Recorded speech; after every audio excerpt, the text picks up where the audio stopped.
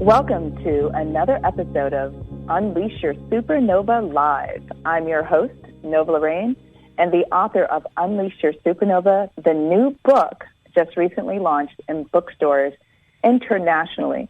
So if you haven't gotten your copy yet, definitely check out your favorite bookstore, maybe Amazon, Books A Million, Barnes & Noble, or a digital copy on Kindle. Definitely get it now. I'm also the mother of four, the founder of Raine magazine, Pink Kangaru, the Raine School of Fashion, and Nova and Ryon International. I am here with one of my favorite people in the world, my co-host, Ryan Anderson, founder of Ryon Esquire, a business and peak performance coaching and consulting company.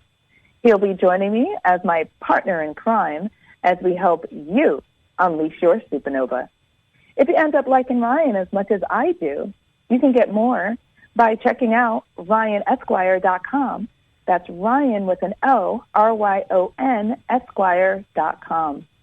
So join the fun live every Friday at 9 p.m. Eastern as we help you increase creativity, beat burnout, and happily survive the roller coaster of creative entrepreneurship. This is the companion show to the book, Unleash Your Supernova, your go-to guide for immediately usable tips on mindset, creativity hacks, decreasing stress, and unlocking your limitless potential. If you miss us on Fridays on BBS Radio, no problem. Make sure to download and subscribe to the Unleash Your Supernova podcast. Hey, Ryan, you ready to rock and roll?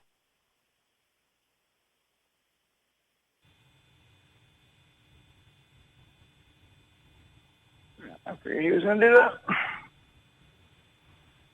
Hey, Ryan, you ready to rock and roll?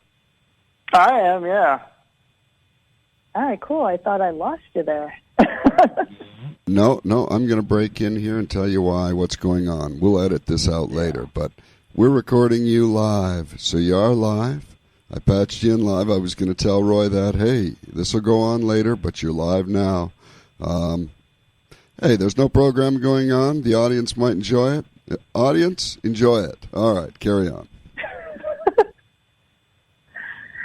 So, Ryan, what have you been up to this week? You know, it's been a crazy busy week. I've had just like random phone calls with people. Like I wanted with someone in France today, which is just crazy how much technology allows us to communicate with people all over the world. You never know where that may go, and I'm still thinking about the chapter that I have to write probably this weekend for the book that I'm going to be in, because it's due like that first of this coming month. And just busy kind of doing that kind of stuff and thinking about things that I should be doing, right? So how about yourself?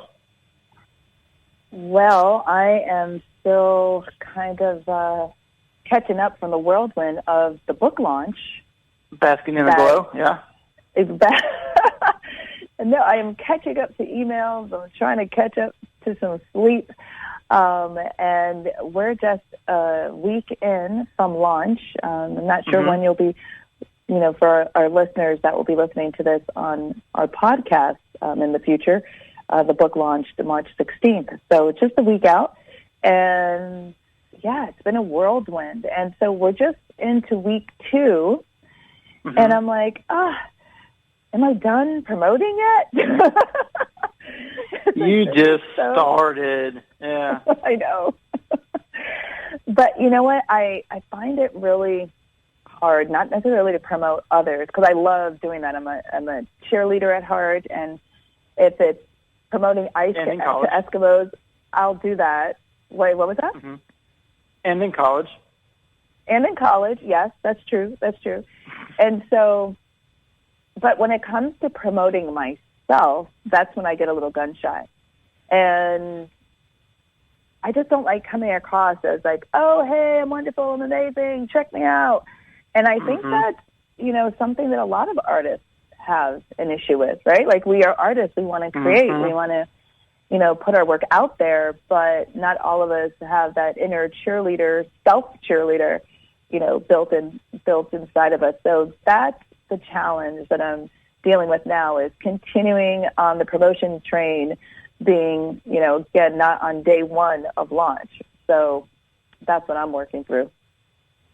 It is. It's hard because I grew up, very small town, blue collar, parentage, and it was never brag on yourself at all. I would like to say it was, let your actions speak for you, but I'm not even sure it was that on some level. It was very much, be seen and not heard type thing.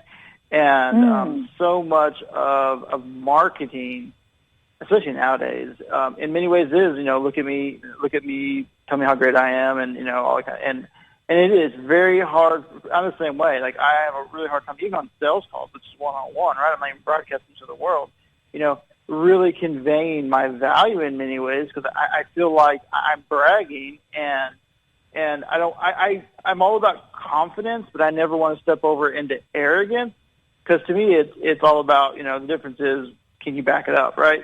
And until you work with me, until you, have experience, whatever, I'm just kind of blowing smoke, right? Because there's no way for you to really truly validate, minus, references, what I'm saying, right? So I have a hard time with it as well, and even as much as I've worked on it and all the coaching I've heard about it and all the trying to step outside of my comfort zone I've done with it, I'm still not what I'd call good or comfortable with it. So I totally relate to what you're saying. It's so funny. In the book, especially early on, I talk about tell everyone what you are doing and or what you want to do, and you'll be surprised on how many people want to help you. So I say it, I share it, I know I should be promoting. I know I should be standing on the rooftop saying, hey, I accomplished this really big thing, and I'm super excited about it. And so I will charge forward. Because I do wholeheartedly believe in it, and but I'm recognizing that it's a challenge, and if it's a challenge for me, and I wrote about it, and I'm teaching others to do it, then I'm sure it's even a greater challenge for others. So I would love to talk about some additional tips or words of wisdom to help get over this fear we have, or I won't even say it's fear, this shyness when it comes to promoting ourselves. And I feel that if we take the attention off of us, which, again, we tend to be very self-judgmental or critical, and then put it onto the mission or the cause or the purpose, then it's a lot easier to get back out there and champion that product or, whatever it is you're trying to get to your audience. And so I want to dive into that a little bit because I think if we're so focused on the product, let's say it's a new painting, or as designers, if it's a new garment or a handbag or jewelry, whatever it is creatively we're doing, maybe a new song or a poem. If it's that, then it may be more challenging to go out there leading the parade. But if you then think about, okay, well, why did I even write this poem? And who can get value from this? Or why did I paint this picture? And maybe I just painted it because I love to paint. But if someone else owned it, what would they get out of it? And if we put that tension on the value, right, as opposed to ourselves, the value we're delivering, I think it's a lot easier. So let's just dive into that a little bit for this show. What do you think? Okay. I'm ready. You ready? You're ready. Yeah. No protest? Okay. I could, but I don't feel that'd be adding value to the program, so I thought I'd refrain. All right, cool. Well, earlier this week, you and I got into a conversation about conscious entrepreneurs, and I thought that we could start there. And, doing a little digging, there's articles that explain what a conscious entrepreneur is, but what I thought was interesting is that it was broken down into 4 categories, what a conscious entrepreneur is. And the 4 categories are 1, purpose, what they call purposepreneurs, 2, heart-centered preneurs, 3, social impact ventures, and 4, mission-driven brands. Okay, so those are the 4 categories.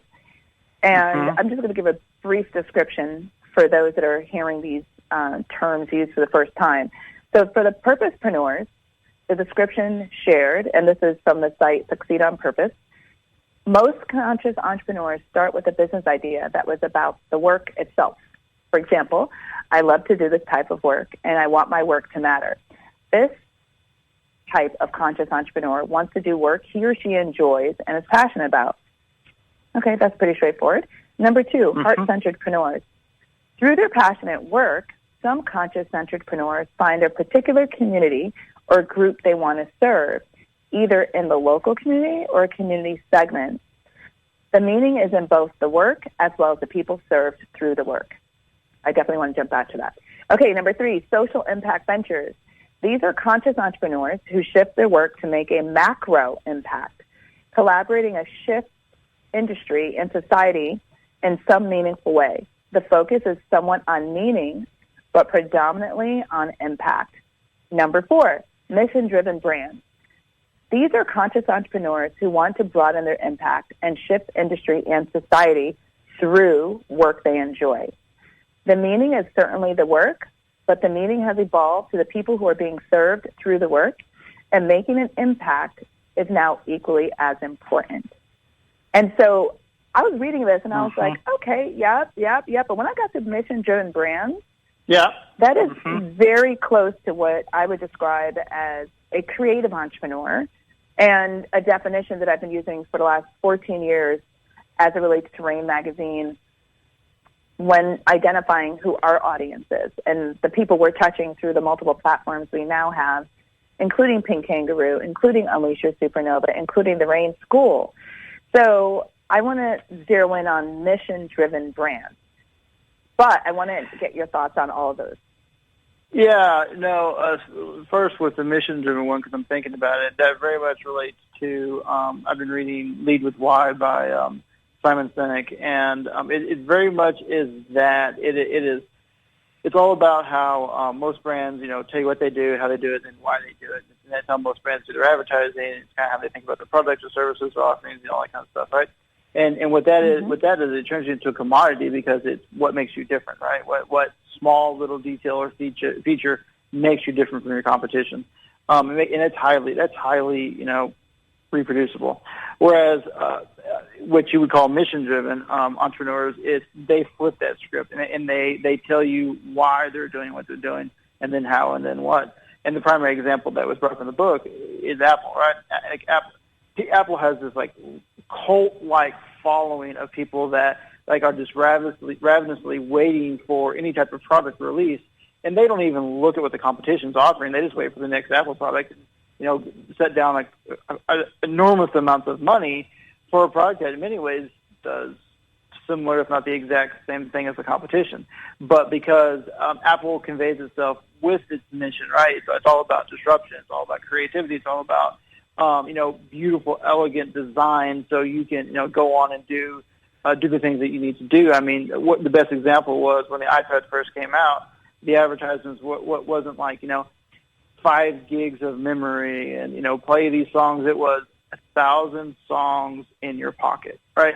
That right there completely changes the emotional attachment that people not only have to that product, but now have to that category and have to that company, right? And that's because, like you said, mission, right? Apple is conveying their mission to their audience, tapping into that emotional center, because we buy on emotion for logical reasons, right? So I completely agree with that, because not only does it help you speak to your audience, but then when you take it to within the company, it really helps you to focus your team, because they not only know where they're going, they know why they're going there, right? Why they're spending the hours, why they're growing, evolving, learning, right? It helps you attract the right kind of people to work for you because they understand what your mission is, what you're working toward, and if it resonates with them, you're going to have this amazing employee, right? And then again, it helps you tap into your customer base for the exact same reason. So I'm very in step with you on that mission, driven company purpose, all that kind of good jazz. Yeah, and I would say, going back to the creative entrepreneur and how I would describe that individual, it's someone who's doing what they love using their gifts. Their gifts are their work. Are they singing? Are they acting? Are they dancing? Are they designing? Are they painting? Are they writing? Or programming, for those techpreneurs out there. So they're using their gifts and they're passionate about it, but they want to turn this product into something that can make a positive impact on a community. And it could be a micro community, and it also could be a global community, right? And so that was always something for me that distinguished the audience that we were catering to through Raine and everyone else. And I love the fact that it's encapsulated in this description of mission-driven brands or mission-driven entrepreneurs, because that, to me, almost sums up all the others above it. If you have a mission, you have a purpose. If you're making an impact, you're doing something socially, right? If you're impacting a community, you're doing something socially. If you choose to make an impact, then that's arguably heart-centered.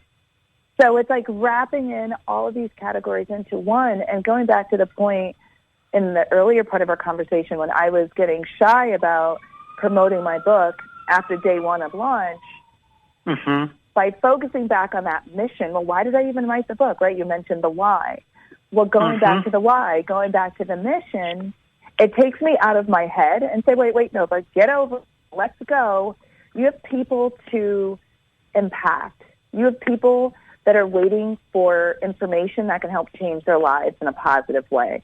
So if you don't get out there and champion the very thing you created for this purpose, then who is? And so now it takes me out of that ego realm where it's like, oh no, what are they going to think? Blah, blah, blah. Am I being judged? Blah, blah, blah. And now it's, oh, wait a minute. This can help one person. That one person can help 10 people. Those 10 people can help 100,000 people. And so I love the fact that, when we're talking about types of entrepreneurs, if we help our listeners, those that are on this journey of entrepreneurship, to go back to their why, go back to their mission, to help them get out of what some people may call the imposter syndrome, or some people may call, self-judgment, not being mindful, to use that why, to use that mission, to really go out there and champion what they're doing.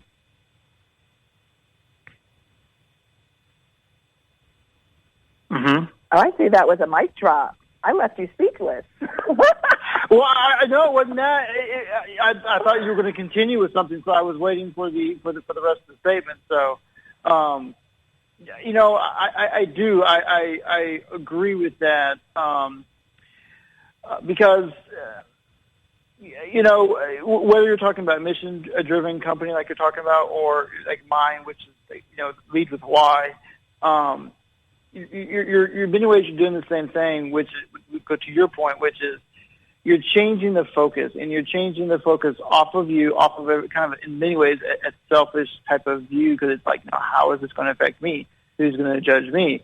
Are they going to think I'm, arrogant or conceited or better than, right? And it shifts it more to that global help, like why? I'm doing this to help others. It's all about sharing this information for the embetterment of my community, of a larger community, to convey this information that I've learned along my journey and help other people along their journey, right? So it very much takes it from a kind of selfish, self-judging place to a place of giving, and a place of broader perspective of enhancing a community, right? And you're right, when it does that, it completely changes not only the motivations, it also changes the self-evaluation process, and it kind of, in a weird way, gives you the courage to go on despite your self-doubt, or despite maybe some criticism, and because it's kind of the same thing as like why when you start trying to lose weight, why it's so much harder to do it by yourself than it is to go like Weight Watchers and do a community, because you have that community support and you have that community accountability. It's kind of the same thing. But by working on that community, you're tapping into not only that community support, but that community's purpose and that community's kind of drive, need to support and uplift, right? And I think that's why shifting it from what you said, which was the internal perspective to an external community perspective, is so powerful, and why it does allow you to kind of really get out of your own head and get beyond yourself and share your gifts with the world in order to change it. Yeah, that was so well said. I was going for my mic drop moment, but I didn't quite get it apparently. I should have waited just a few more seconds. Yeah, I need a more profound pregnant pause, Nova. I did. I gave it to you. At least you could have done. No, anyway, continue. Well, I think this is a great time to just take a break for our sponsor, and then I want to go into some questions from our listeners, and we have a new segment that we're adding today, so I want to make sure we have enough time to get to that. So, Our show is sponsored by the Pink Kangaru Podcast Network, and that's Kangaroo with the U, and it's a home for wild thinkers. So if you are a host and you're looking for a home for your podcast show, definitely check out the Pink Kangaroo Podcast Network. If you are a listener and you're in the world of creativity or entrepreneurship, then Pink Kangaroo is for you. And again, our show is sponsored by the Pink Kangaroo Podcast Network, and that's Kangaroo with a U. So coming back to what we were talking about as it relates to having that assurance and confidence to push forward to promote yourself or promote a new product or service is so important. And I feel that, as we touched on, having that mission, leading with that purpose, knowing your why, are hacks that you can use to get over the fear or get over the self-doubt of self-promotion. If you're doing Before it you continue, go ahead. I kind of want to change one word, and this is me being, maybe that kind of coach part of it. I always hate the word hack, because hack seems like, a trick, that's going to speed up the process. And I think what we're discussing is so much deeper than some like trendy today type hack, right? It's much more of it's a mindset shift. It's a belief shift. It's a deeper like this. What I'm doing is bigger than me. It is resonating with a larger group, a larger purpose.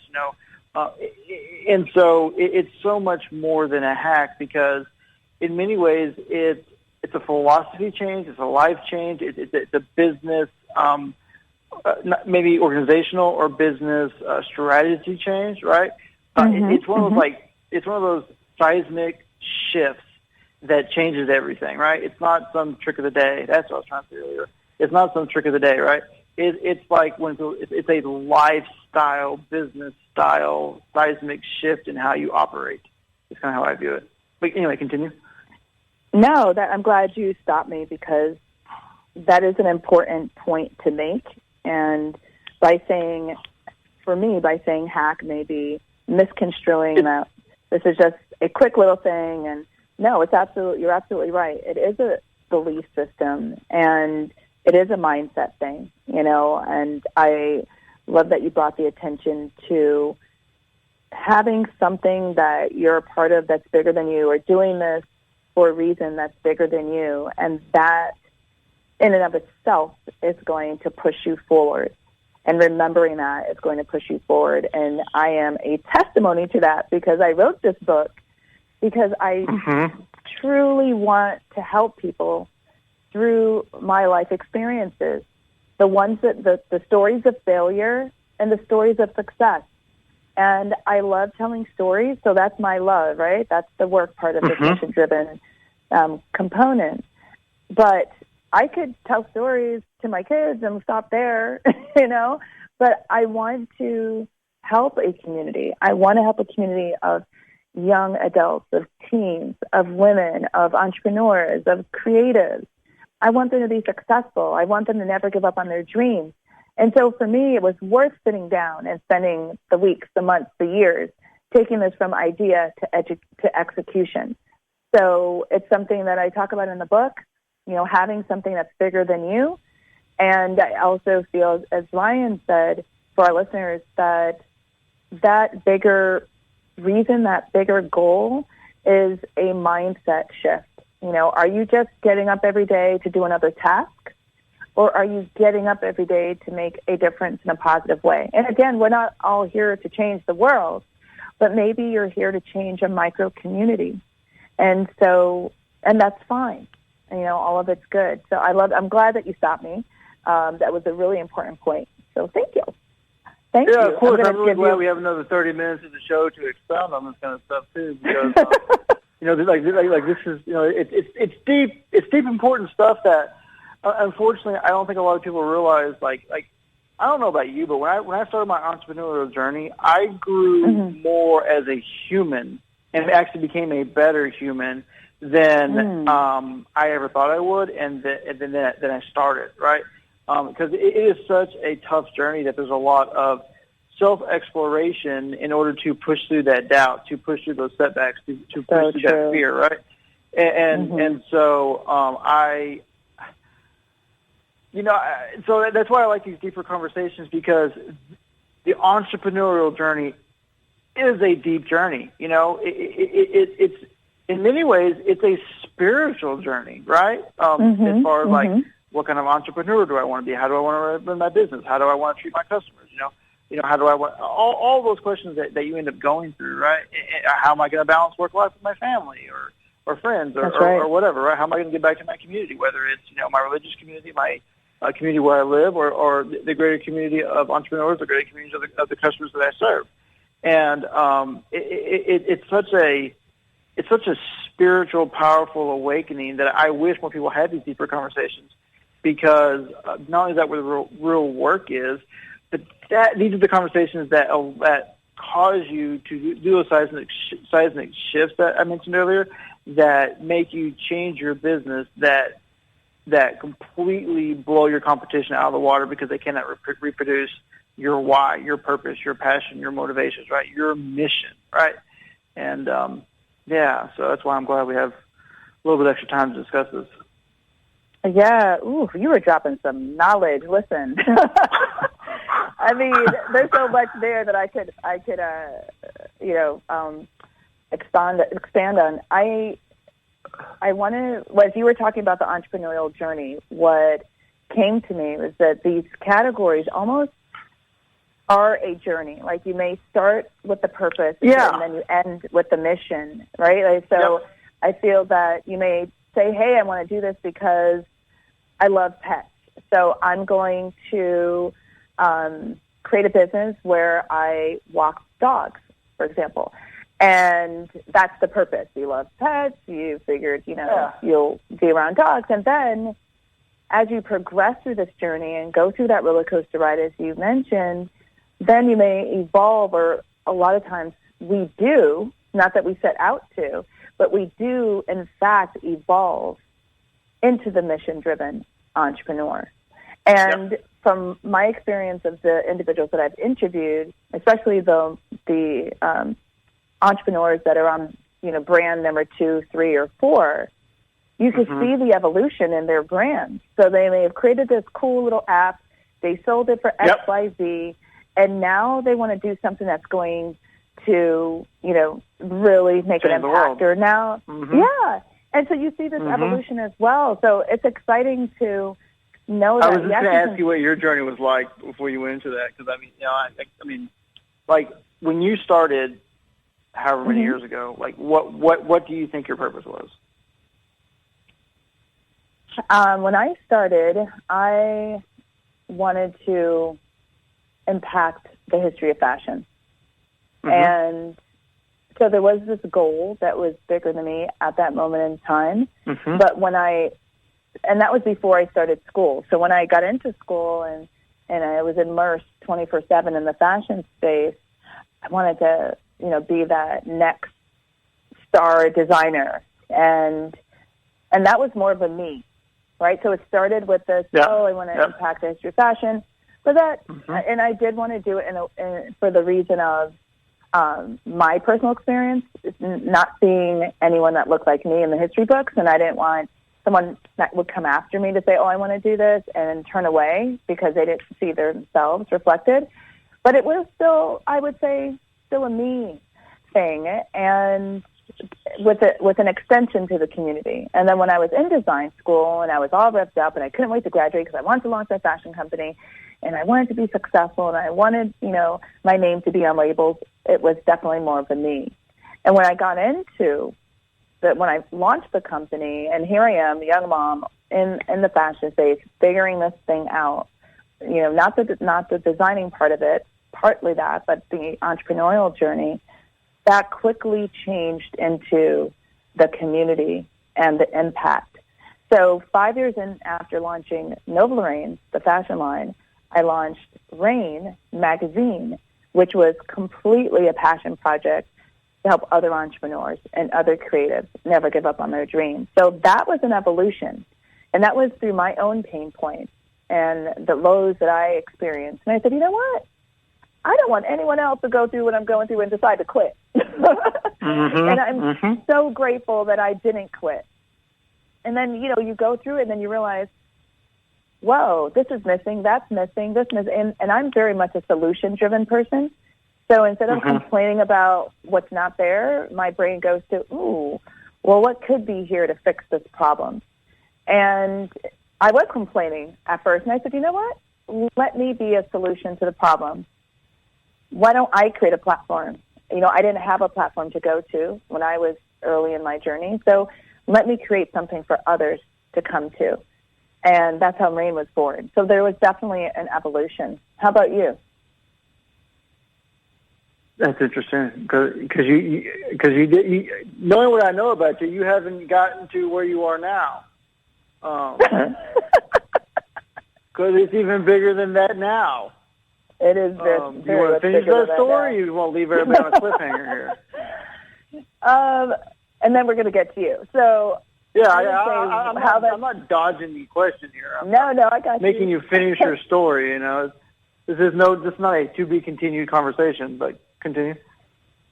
Yeah. So Raine being 14 years in, and again learning a whole new set of what to do and what not to do. That led me to Unleash Your Supernova, the book and the podcast. And so you definitely, I feel that, yes, I went through what I went through as a designer and launched Raine because I want to help other creatives and designers not give up. And then going through it when I went through Raine was like, wait a minute, I want to help a larger community of entrepreneurs, and then young entrepreneurs as a mom, really understand what it takes to be an entrepreneur and really explore serious questions to make that decision or choose to make a pivot in their career or life towards entrepreneurship, which I had done early on. And then on that journey, I said, well, here I am doing a podcast, and here's this other set of obstacles and challenges. Why not be a solution to this problem, which birthed Pink Kangaru? And the book just launched, Unleash Your Supernova, and that was a 2-year, it was 2017 when I first had the idea of writing the book. So here we are, almost, 3.5 to 4 years later. And I'm like, whoa, this journey as a writer, as an author, is also super challenging. And how can I help other writers, And so giving advice, for free to other writers as they ask, and being a resource to them, and looking at other ways to formally help a larger number of writers. So I feel like every journey, those micro journeys, help create a new mission and a new purpose for a new audience. And so here I am today doing this live show because, I want people to know about the book. I want them to know that there's ways where when they are on those down days, that they don't want to, they're not motivated and they don't know where to turn. They don't know what questions to ask themselves. They don't know how to get through those obstacles. Well, here's a toolkit that literally, it's super easy to read, get through. You can apply it right now. And that way, that person or those people or that community you're trying to help can get that product or service that you're trying to bring to the world. And so that's where I am right now. It's like continuing to find ways to help others at the end of the day, but, you know, it's that mission that keeps me moving forward. Mm-hmm. Yeah, so when I started, I was, my entrepreneurial journey anyway, I was looking for a way not to have to work 60 hours a week. I was greatly misinformed, by the way. But that's kind of how I started my journey, was looking for that. And then once I started, like I've told before, my competitiveness kicked in. So I wanted to be the best at what I was doing, which at the time was fixing and flipping homes. And so I started, learning all these different things, which that started me on, because I said, like I said, entrepreneurship is a kind of a spiritual journey. So it kind of led me on this journey of self-improvement, right? Whether it was for myself personally or for the business, whatever I needed to do. And as I went along that journey, it was kind of like, why don't I start doing this for, a career, right? And so I pivoted to that, and so I started, my coaching, doing what I'm doing now. And that early on was not only, in many ways it was, to make a living for myself, right? And not only that, but to help people along the way. And the more I've grown in my coaching journey, the more I've been exposed to people, different thoughts, ideas, because I'm always seeking information from different sources. It's really, and this has probably been the past year or so, gone from more me, like what can I set up for me to live the kind of life that I want to live, which is important, by the way. Like those questions are important to have answered, but it's recently gone to much more mission. And it's funny because every piece of business advice you ever listen to when it comes to like a business, like write your mission statement. And I don't know about you, but it's the hardest damn thing in the world to do until you really truly figure out what your mission is. Otherwise, you're just putting a bunch of words on a piece of paper that sound cool and profound and like inspiring, right? And it doesn't work because it's inauthentic to you. There's a bunch of words that you put on a page or saw somewhere else you thought looked cool, or someone told you was profound or whatever. And when I was talking to you the other day, and I ended up kind of spitting off that mission statement for you, and I was like, I'm still in it, Nova.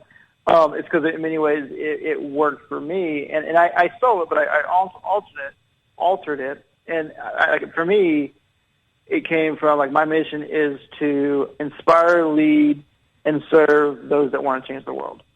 And I think that really summarizes where I am in my evolution of being a coach, where I am in my evolution as far as the business, and where I am in my evolution as far as the impact that I want to have on the world, right? I not only want to have an impact on the people that I coach, but I want the people that I coach to have an impact on everybody that they come in contact with, whether it's customers, whether it's employees, and whether it's family and friends, right? So that's really where I am now. And once I stole what I told you and then altered a little bit for me, it's crazy not only how much that resonates with who I am as a person and who I am at my core, but the few people that I've shared it with, since then, how much, like, you can almost feel them getting chills and goosebumps from it, right? And it's not because any of those words individually are all that amazing. It's the combination of those words, it's the order of the words, and it's the passion in which I say those words that really convey the essence of who I am as a person, who I am as a business person, and the impact I want to leave on the world, right? So that's kind of been my journey through it, and that's why I said it's almost a spiritual journey, right? Because when you really do try to do business in the right way, you in many ways, that's what religion's all about, right? It's all about teaching you how to behave in the right way. So it's kind of, in many ways, the same self-awakening, same questions, same, thoughts, anxiety, fears, whatever. And so in many ways, I've gone through my business spiritual awakening. And it's kind of where, I am now, which goes to your point of, entrepreneurs that are on the fourth, fifth venture, like the goals, the mission is so much bigger, more profound and impactful than it was when they, started their first dog walking app or whatever it may be. It's interesting that you mentioned the spiritual component and the awakening component. I don't know if it's talked about a lot within entrepreneurial communities. I know it's something that I've definitely experienced, as I meet entrepreneurs and interview them on a regular basis and hear their stories. And there's definitely a spiritual journey going on. There's definitely a huge amount of personal growth and self-exploration. And that probably contributes, to that mission and that purpose, and coming out of the me bubble and realizing how connected we all are, and, that compassion growing as you move forward, for others. And so it is an incredible experience. And again, I feel that it takes a lot of fortitude, perseverance, consistency, support, balance, and tricks, in terms of getting to that point of balance and getting through those moments of self-doubt. I talk about mindfulness as a really powerful tool that can assist with that in the book. So, but yeah, I love how you brought that up, because it's something that is not shared a lot. It's something that, as entrepreneurs, we get it. We give that head nod, I got you. Because we're experiencing very similar things. But I do think it's something that should be discussed more. I do think that if individuals know that entrepreneurship is more than just a shorter work schedule, which is, like you said, very inaccurate, at least in the beginning. I was glad about that little point. Greatly misinformed. And more than just, about the money. There are plenty of people with lots of money that are unhappy and haven't grown and haven't created a mission or a purpose in life. So, but if they know that by sticking to this journey, that they will absolutely experience a powerful, path of self-growth and evolve to that mission-driven life if they're not already there, and it's so much more rewarding. So, I love how you brought that up.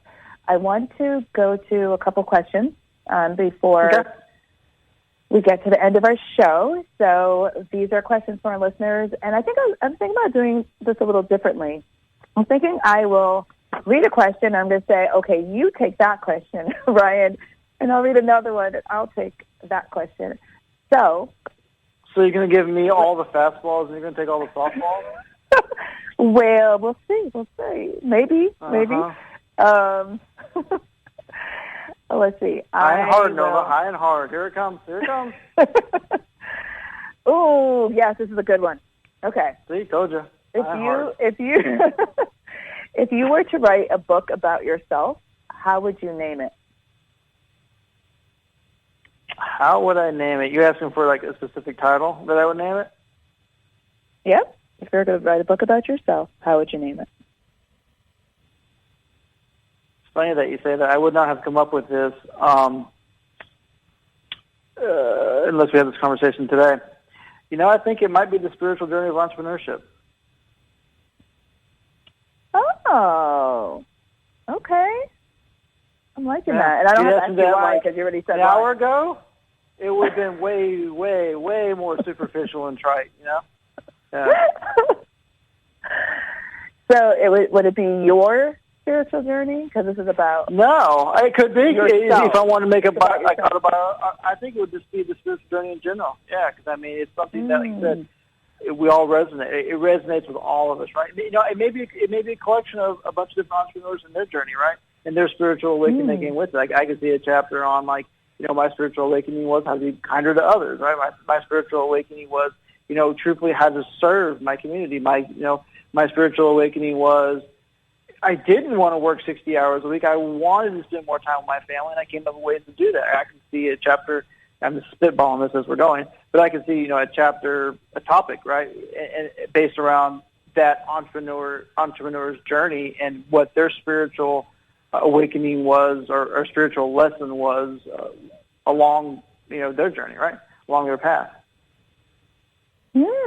I think we have the workings of a book. We have a book in the making? Yeah, you're trying your damnedest to make me an author. Yep. Yes, no more excuses. You got your title, you got your why, you got your topics. Let's go. Okay? Yep. Spiritual awakening, the Buddhist philosophy of entrepreneurship. Yep. I love it. Okay, so I'm going to hold you to it. You know this. So I know. another question. I'm glad this is recorded because you know damn good and well I'm not going to remember the name of the title of the book that I just gave you as soon as we got this recording, right? So. Oh, man. All right, so another question from our listeners is, what piece of advice would you give to college graduates who want to become entrepreneurs? So, let's see. There's so much. I would say get an internship with an entrepreneur. Not a large company, a very small startup, 1 person, 2 people, less than 5, a team of 5 if you can. And the reason why is that you'll be working very closely with the founder. You will be able to potentially assist on a variety of tasks. You will also be able to witness some of the ups and downs that the entrepreneur is going through, and you'll have close enough access to ask very detailed questions. So it's an amazing way to experience entrepreneurship through someone else's eyes and someone else's dime, and then take away what you feel works for you, note the things that don't, and then also find a way to contribute to the growth of that organization. Because when you step into a role of entrepreneurship, that will be you, in that leadership role. That would be you creating the visions and troubleshooting. And so it would be great to experience how someone else is doing that. And maybe if they're doing it successfully or not, there's still something to take away from that experience. And it really opens your eyes to, at least at the beginning of opening your eyes to what entrepreneurship entails. So I feel the earlier you can get that hands-on experience, so you can decide where you fit in the world of entrepreneurship. Are you the visionary? Are you the right-hand man? Are you the team player? The first 5, the first 10 to join the team, and you're bringing that entrepreneurial spirit to the growth of that business. Are you a solopreneur? And are you interested in building something to sell in 3 to 4 or 5 years? So I feel that the quicker you can get that hands-on experience to understand what's not just written in books, but to get some real practical experience, the better. I agree with that. So that's what I would do. That's what the advice I would give. And we added a new segment that I mentioned earlier. And hopefully we'll have time to do this and give our shout-outs at the end. But yeah, we got about 3 minutes, so you may have time for one. Yeah. We got about 3 minutes. Think of a supernova, a person. It could be historical, current, that's still alive, historical figure, or someone that's,